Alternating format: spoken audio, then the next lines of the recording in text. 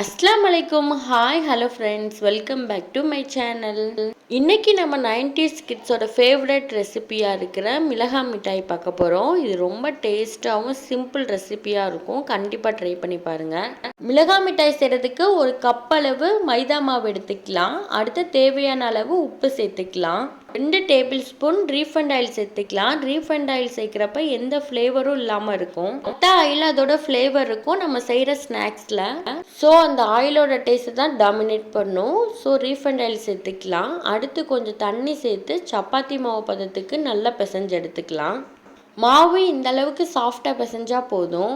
ஒரு 5 மினிட்ஸ் நல்லா மூடி போட்டு ஊற வச்சிடலாம். அடுத்து நம்ம சீனி பாவு காய்ச்சிடலாம். அதுக்கு 3/4 கப் அளவு ஜீனி சேர்த்துக்கலாம். அடுத்து 1/4 கப் அளவு தண்ணி சேர்த்துட்டு சீனி பாவு காய்ச்சிடலாம். அடுத்து 1/4 ஸ்பூன் கலர் பொடி சேர்த்துக்கலாம். இது உங்களுக்கு வேணான்னா நீங்கள் ஸ்கிப் பண்ணிடுங்க. ஸ்டவ்வை சிம்மில் வச்சுட்டு இது நல்லா கொஞ்சம் கொதிக்கட்டும். அதுக்குள்ளே நம்ம மாவை உருட்டி எடுத்துடலாம். நம்ம பிசைஞ்சு வச்ச மாவில் ஒரு சின்ன உருண்டை எடுத்துகிட்டு இந்த ஷேப்பில் அழகாக உருட்டி எடுத்துக்கலாம். இதே மாதிரி எல்லாத்தையுமே நம்ம உருட்டி எடுத்துக்கலாம். நடுவில் ரொம்ப பெருசாக உருட்ட வேணாம், ஒரு மீடியம் சைஸ்லேயே உருட்டிக்கோங்க. அப்போ தான் நல்லா வெந்து வரும். நம்ம எடுத்த எல்லா மாவுலையும் இந்த ஷேப்பில் நம்ம உருட்டி வச்சாச்சு. அடுத்து ஒரு கடாயில் எண்ணெய் ஊற்றிட்டு எண்ணெய் நல்லா ஹீட் ஆனோன்னா நம்ம உருட்டி வச்சுருக்க மாவு எல்லாமே நம்ம இதில் போட்டு எடுத்துடலாம். ஸ்டவ்வை மீடியம் ஃப்ளேமில் வச்சு நல்லா திருப்பி விட்டு நல்லா வேக விட்டுட்டு எடுத்துடலாம். நல்லா எல்லா பக்கமும் வெந்ததுக்கப்புறம் இந்த கோல்டன் ப்ரௌன் கலரில் வந்ததுக்கப்புறம் நம்ம எடுத்தால் போதும். அதுக்குள்ளே சீனி பாகு இந்த ஒரு கம்பி பத அளவுக்கு ரெடியாகி வந்துடுச்சு. இந்த கன்சிஸ்டன்சி கரெக்டாக இருக்கும்.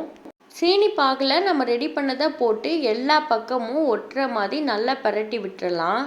எல்லா பக்கமும் இந்த சீனி பாகு நல்லா ஒட்டுற மாதிரி நல்லா கிண்டி விட்டுட்டு ஃபைனலாக வேறு பிளேட் மாற்றி சர்வ் பண்ணிங்கன்னா நம்மளோட மிளகாய் மிட்டாய் ரெடி ஆயிடும். இதை வேறு பிளேட் மாற்றுறப்ப தனித்தனியாக இருக்க மாதிரி பார்த்துக்கோங்க, இல்லை ஒன்றோட ஒன்று ஒட்டி வந்துடும். சூடு ஆறினோன்னே நம்மளோட மிளகாய் மிட்டாய் எப்படி கொட்டுறப்ப ஒன்றோட ஒன்று ஒட்டாமல் இந்த மாதிரி ரொம்ப அழகாக வரும். டேஸ்ட்டும் அதே மாதிரி இருக்கும்.